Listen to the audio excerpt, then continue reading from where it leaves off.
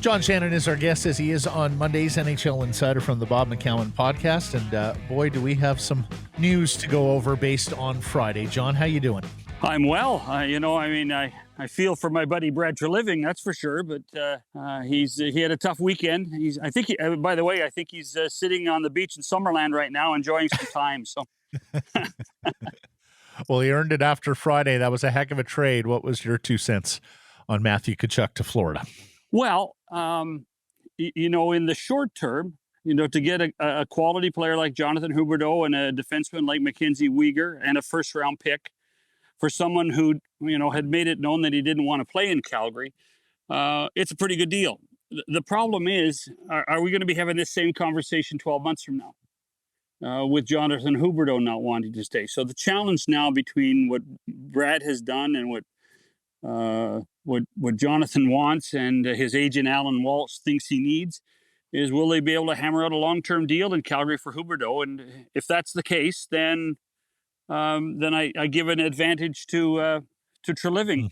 If that's not the case, and we're going to be lamenting all year long, 1 year deal for Weegar, 1 year deal for Huberdeau, then we're going to I think we have to wait to make a decision on what the trade's all about. Both players said this morning they are open to signing long-term extensions in Calgary, and it very much looks like, John, that Calgary was not going to give up on their player group, that any talk of rebuild was not something that the Flames were interested in, given this trade. And it shouldn't have been. I mean, this is look at the commitment they made to Jacob Markstrom. Look at the commitment they made to Blake Coleman, to Elias Lindholm.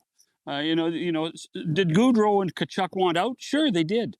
But, last I checked, Tkachuk plays 22 minutes a game. Gaudreau plays 21 minutes a game. The other guys play the rest of the time. This is a quality team coached by somebody who can squeeze the last drop of energy out of any player he ever touches. Quite frankly, they're still in that top group of that Pacific Division. I've defended the trade a lot online. People have differing opinions because of the contract status that we talked about there. But you're right. This is a win now scenario here. And I think Canuck fans that see it differently are kidding themselves that if they had a core built, a 20-man roster that they were pretty proud of, but two guys wanted to leave, but you were on the precipice of being a contender, or were a contender. You got to keep that. You got to keep that alive. Those windows of being a contender are not easy to come by, are they? Well, and here's the thing. Certainly they lost Tkachuk, who was a good centerman, but their number one centerman's still there. Their goaltender's still there. They improved their defense in adding. So from that perspective, I'm not. Are they a little less gritty, edgy? Yes. But Huberdeau is a skilled guy. He's a talented guy. 115 points last season. He can be a difference maker too. And I think from that perspective, what happened in so many ways on Friday night was Calgary Flame fans went from being, dare I say, so depressed it was silly, to saying, hey, Sally Fields at the Oscars, you like us. I mean, it was one of those things that you say, okay, that's okay. They're fine. They did okay. And we thought Brad couldn't do anything close to this. And he obviously did by using obviously some parts that Billy in Florida would give up. And Doug Armstrong was prepared to give some stuff up. So Brad did a good job on Friday. And for a guy that's sitting on a beach in Summerland, BC right now and enjoying all our province has to offer, boy, did his Alberta show, huh? And his vociferous defense of the city of Calgary and his want to preserve that pride in the city. He probably made a lot of friends in that regard. Well, he did. I actually wonder in many ways if you should have taken the name Calgary out and put the word Canada in. Because I think that's the issue more than anything else right now, particularly for non-Canadian players. And where do you think that came from? Like, what was the genesis of that, John? Like, why do you think there has been seemingly this push more than we can remember in previous years? My own personal opinions, guys, is that I think COVID had a lot to do with it. I think traveling back and forth across the border had a lot to do with it. I think pressure to play this game in our country has a lot to do with it. So you combine all of those things, plus family, particularly for Gaudreau and for Tkachuk. I think that everything points to, okay, I've done my duty. Contractually, I did what I needed to do, and now I want to go home. The other thing that I wonder about Friday's trades, plural, including the Columbus-Seattle Kraken one, is whether it further exposed the sort of market that the Canucks are trying to trade JT Miller in, and that is a final year player looking for a rich contract extension, which is like for like with Mackenzie Weegar and Jonathan Huberdeau, and how difficult it is to move out money when you take a look at the low acquisition costs for Oliver Bjorkstrand with the Seattle Kraken. Well, yeah, but the Bjork, they knew the moment they signed Patrick Laine in Columbus, or at least agreed to terms with Laine in Columbus, they knew that somebody had to go. Mm-hmm. And talking to my friends in Columbus over the weekend, this was just obvious.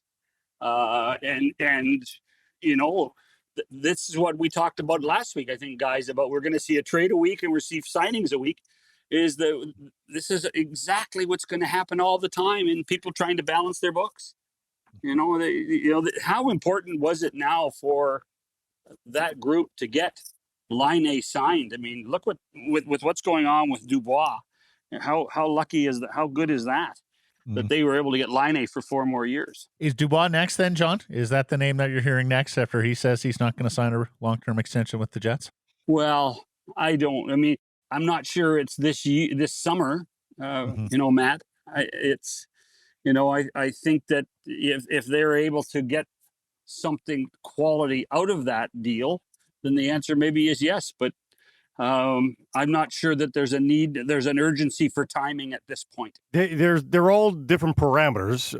Correct. One is not the same as the other exactly. Dubois, he's more difficult to trade because everybody knows he just wants to be in Montreal. JT Miller's age is different than Tkachuk and Dubois. All of them are a little bit different.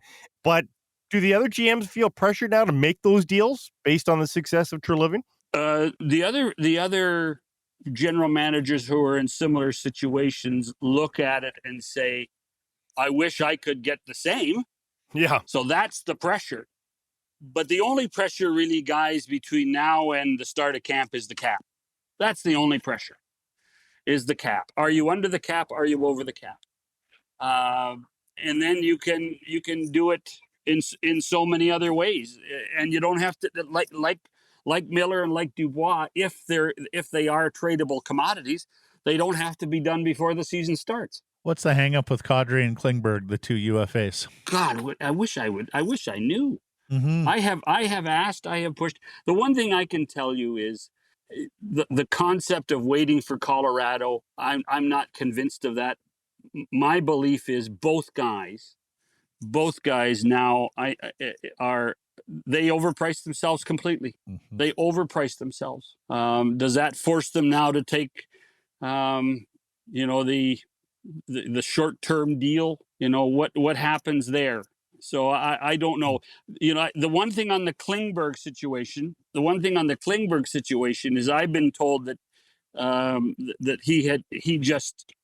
his number was so large that Dallas couldn't even consider it. Could not even consider it. So they were put in a really tough spot. And are you hearing anything else on this top 6 forward trade market? There seems to be a ton of guys available, including perhaps even Patrick Kane in Chicago. Well, Kane, as I understand it, as of late last week, Kane, like this, the Kane scenario in Chicago is completely up to Kane. It's completely up to Toews. So my understanding of that whole scenario is that Patrick Kane still has yet to decide whether he wants to leave or not. Yeah. And that was as of last Thursday. So I mean, we can all talk about Kane leaving. We can all see the gambling odds about Kane going certain places. But as I understand it, with the way the contract is structured, it's Patrick Kane's decision to say, yes, you can move me, and I want to go here. So at this point, that's where we are. Have you heard anything on Jesper Bratt in New Jersey, John? Before we leave Chicago, though, Mhm. it would be surprising to me that these guys, given all that's happened in Chicago, these are competitors that have won the Stanley Cup. Do they want to just peter out in their careers, John? I mean, it would shock me. It would change my thoughts about them as competitors if they want to hang out in Chicago for whatever it is the Blackhawks are doing right now.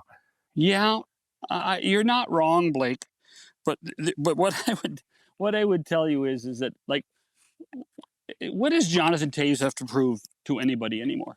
You know, No, not as a hockey player, no, but like, yeah, just a single year left. Can he manage it through? You know, how important? You know, we can't read their minds. How important the measure of Jonathan Toews saying, "I want to be a Blackhawk for the rest of my career," versus "I want to win the Stanley Cup." I don't know that answer. yeah. I don't. You know, you're right. These guys are ultimate competitors, and they try to do things at a certain level. But you know, if you're married, you've got kids, you got a beautiful place in the suburbs of Chicago, you know, and you're gonna be paid handsomely, and have been paid handsomely, and you are loyal to the organization. Um, you know, why do you want? And you know your name's, you know your sweater and your number is going to go into the rafters. I don't know. That's a good question. Yeah. I did want to ask you about Jesper Bratt in Jersey, just because they've added salary there with the Palat signing, with the John Marino trade.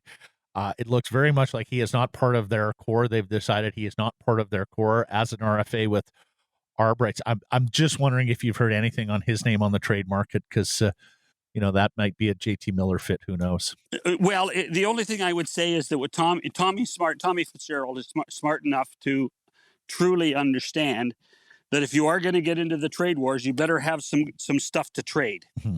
So you better have guys that you have at least some level of control with, even if it's for the short term, so that you can do a deal. You know, Brad. You know, the Devils. The problem with the Devils, and Jesper Bratt's one of those guys, is they're just too darn small. Mm-hmm. They're all small. That's why it was almost impossible for me to imagine Johnny Gaudreau going there. So from that perspective, that he, you know, the Bratt's there for the the term of that contract, says to me, okay, we're going to live with it, but I wouldn't be surprised if he moves at some point. Yeah, no, they were very fast last year. Their speed gave the Canucks fits. I know that, but you're quite right. And my understanding is they've had the discussion. When we get to the playoffs, how would this forward group work with so many of them being smaller, less physical, skilled guys? Anyways, still playing to happen on the NHL offseason. Fairways and greens today, John Shannon, at the charity golf tournament. We'll catch up next Monday, or 2 Mondays from now, after the BC holiday, my friend. Well, enjoy the holiday weekend next weekend. We sure will. Yeah, Hey, I was in Oliver last week, and they don't have the home of John Shannon sign there. No, anymore. It's the wine capital. It's the wine capital of Canada. You think you can horn on in and at least get a little something at the bottom of the sign? Home of John. Hold Maybe on. A statue. Yeah. Listen, there, up Road 3B on the way to the Fairview Mountain Golf Course, the Shannon Homestead still exists. Wonderful. No kidding. Please let me know exactly where. We'll take some photos of it next time we're there. Thanks, Sean. Cheers.